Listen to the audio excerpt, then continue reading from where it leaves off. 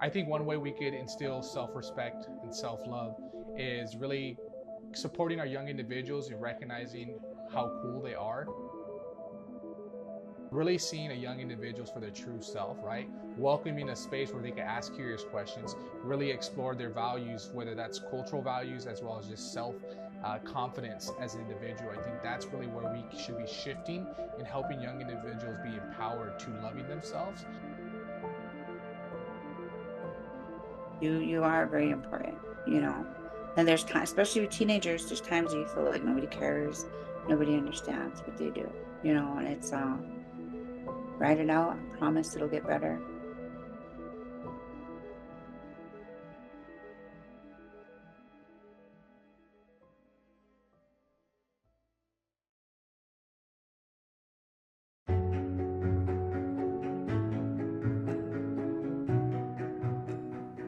I think in order to be the best that we can, it's important that we're incorporating the most vulnerable members of our community and making sure that they have a seat at the table when we're talking about finding solutions and finding ways to repair, that they're a part of that conversation. What I encourage our young people to do is realize that we're not supposed to be at the table, so at times we have to build another table, or we have to kind of weave our into connecting and networking to get a seat at the table. There's a lot of spaces that I think they go unnoticed, or they're created and they're not very inviting for the youth. Everything we do is youth focused, youth led as much as we can. For example, we do different cultural workshops, and one of the conditions on attending is you have to bring a young person with you. I've witnessed at Psyches of Color just the power of like having a youth-led organization, right?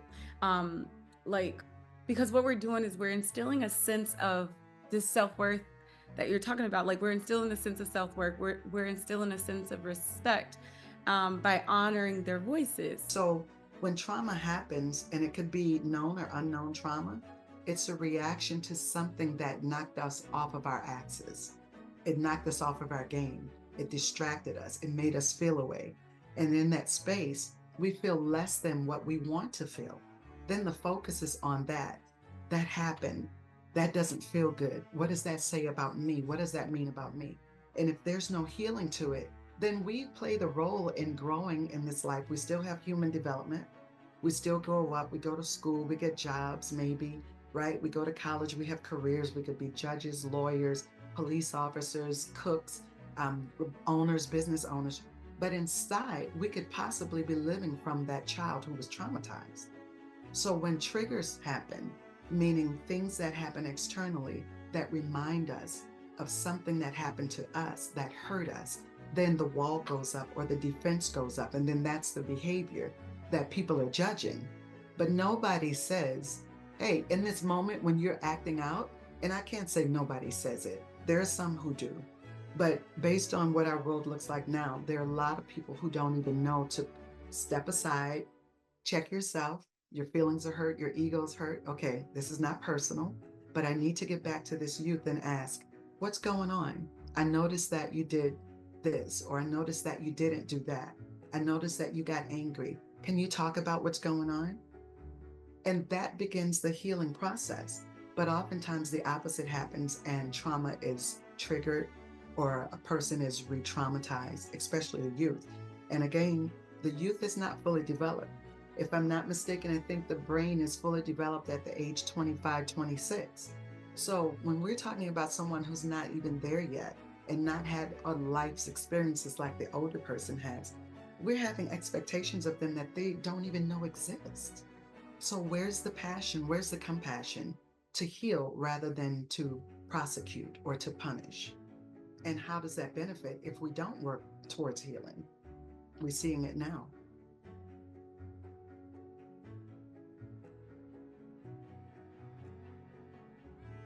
For myself, I live off of the understanding that a pulse results in a purpose and the proof is in the print. So what I say by that is, as long as you have a heartbeat, as long as you have a pulse, you have purpose. And that purpose is so far greater than you could ever imagine. And if you need print, look at your fingerprint. You're the only one with that fingerprint. Everything we do is with cultural lens. Spirituality is a part of it, without, sounding overly religious or anything. It's just using our culture to interact with the youth or the families, people in the community too who also work with youth. We try to be a catalyst. So my message to our young individuals is recognize who has seen you, and you have the opportunity to go advocate or empower other professionals to see another individual like yourself, right? You can't go change the past, but we could change our present, right? And there's another saying that goes along the lines of, don't adapt to the room, influence it, right? So as a young advocate, oftentimes I'm in spaces where I'm the youngest individual, and I'm actually the one people are looking to because I'm influencing the room. And that's what it is to be an advocate. And it's not always in professional settings, right? It could be in your own local community. It could be in your own local organizations where you're making a greater impact that's going to create a wave effect. So what radical healing is very much so where we want to make sure, like, despite like oppressive systems and states in which our youth may experience, that we can still build on the capacity in which they and how they respond to their environment, that results in the overall well-being of them.